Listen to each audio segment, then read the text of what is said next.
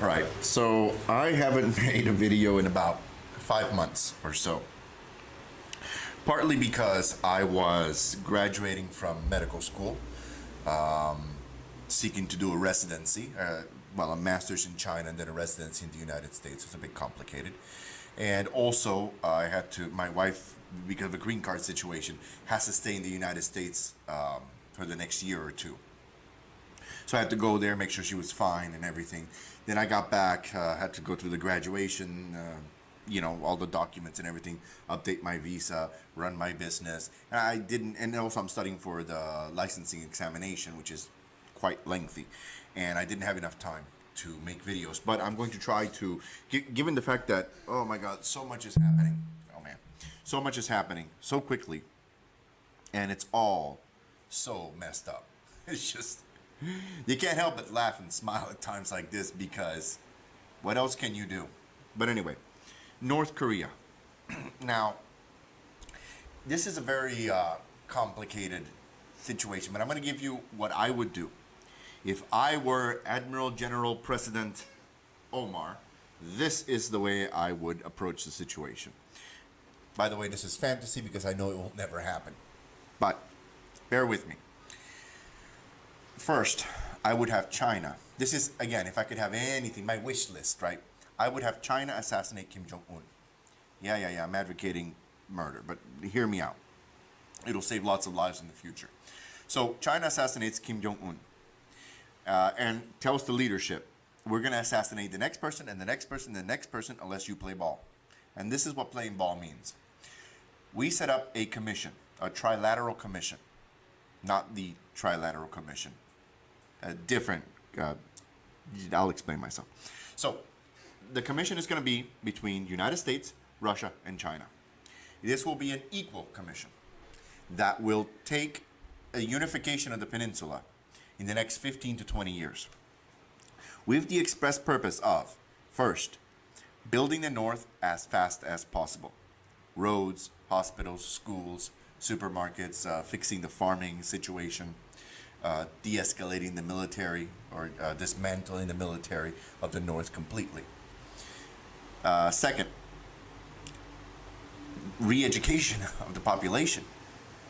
Third, and we're going to come back to re-education in a second. Third, holding open, democratic, actual democratic elections on the peninsula, whereby a united, this is why I want a 20-year period, a united North and South Korea have to find their way forward. This isn't Russia, America, China. Nobody can tell them what to do. They have to figure out their future, what kind of future they want, and that future can only be together, right? They're one people. They're one nation that is separated by insanity. And then at the end of the 15 or 20-year period, right, the purpose is because that's one generation. And the children that are born after that moment have time to grow up seeing this. They are the ones that are going to make that determining vote. You're gonna have a democratic election, and then we respect whoever is elected. But three countries need to check each other to make sure nobody's cheating, right? To make sure that everybody trusts everybody and that the outcome is a legitimate outcome. Now, with education of the peninsula, of the northern side of the peninsula, look, the difference between North Korea and Iraq, right? It's an IQ difference. The average IQ in Iraq is 70. You cannot have a democracy or even a functioning government, really, if your IQ is less than 90. If your population's average IQ, the mean is less than 90. So with North Korea, the difference is that the mean is about 100 to 105.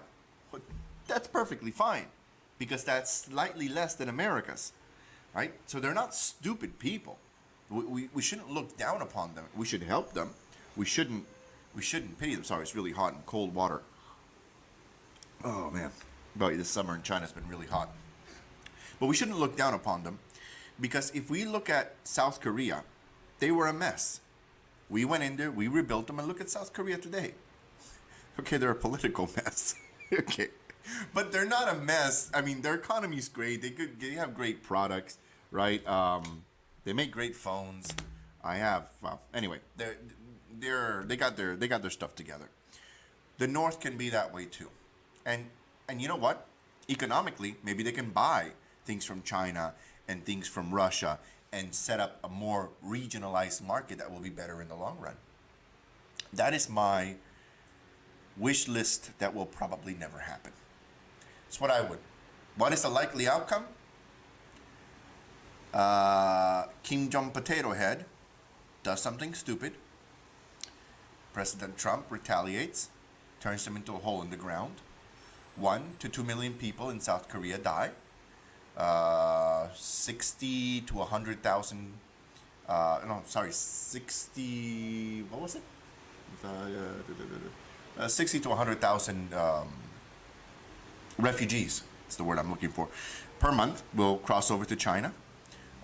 Could be a couple million refugees. China's barely going to be able to deal with it, and yeah, we'll have please forgive the language, a clusterfuck on our hands.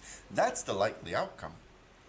But it has to be done. Look, if this had been done, if Bill Clinton hadn't given them nuclear reactors, we wouldn't be in this mess. If Bush had actually done something, we wouldn't be in this mess. If Obama had actually done something other than suck you know what, anyway, sorry, we wouldn't be in this mess. So this is not President Trump's fault. But I'm very happy he's stepping up and that he's doing something about it. I would. Enough is enough, right? Enough is enough. Now you have the capacity to nuke us. That's a whole nother ball game. It's a whole nother level. And it's one that we cannot tolerate. Here's the difference. And I want you to think about this. This was something that was, I don't remember who said this, but this is not my example. So to whomever said it, give them credit, but I don't remember who said it. United States and the Soviet Union, heavily armed, thousands of nuclear weapons, enough to annihilate all human life on Earth. Not all life on Earth, but all human life on Earth. Enough to erase our civilization. Not one time, even at the highest of tensions, did we ever do it. We didn't, because we understood, both sides understood mutually assured destruction. Both sides understood what was at stake. If you go back to World War I, the gentlemen of World War I, if they had had nuclear weapons, they had.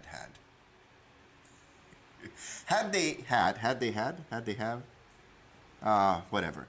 Should they have had, whatever, nuclear weapons? I'll get the grammar right eventually.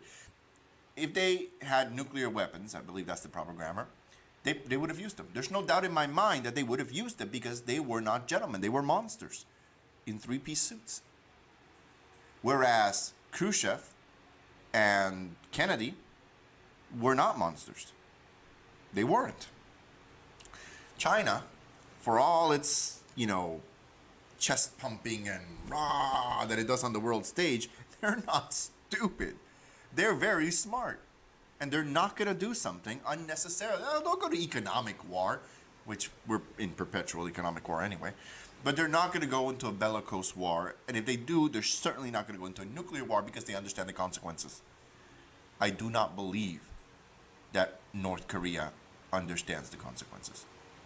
I do not believe that. I seriously consider them to be